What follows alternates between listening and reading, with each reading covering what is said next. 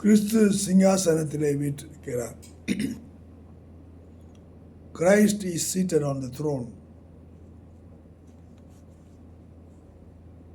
எபிரேயருக்கு நிருபம் 12ஆம் அதிகாரம்.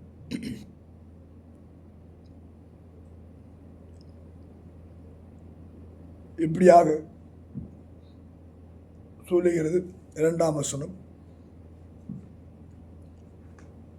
அவர் நமக்கு முன் வைத்திருந்த சந்தோஷத்தின் பொருட்டு அவமானத்தை எண்ணாமல்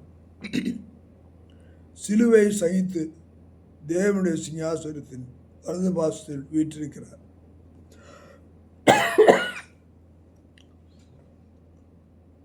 அவர் அளவுள்ளவர். அவருக்கு மகிழ்ச்சி என்பது உண்டு. அவர் சந்தோஷப்படுகிற ஒரே காரியம் மக்கள் ரட்சிக்கப்பட வேண்டும். ஆனபடியினால்தான் சிலுவை அது அவமான சின்னம்.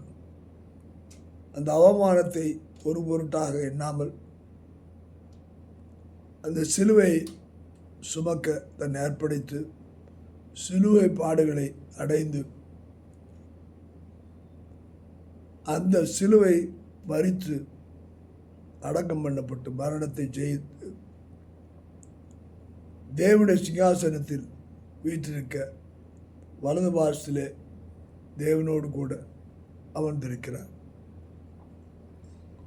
சிலுவை ஒரு புனித சின்னமாக மாறிவிட்டது.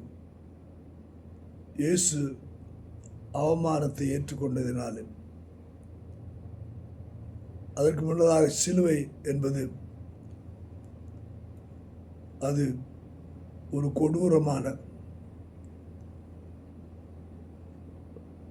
அது சபிக்கப்பட்ட ஒரு காரியமாக இருந்தது.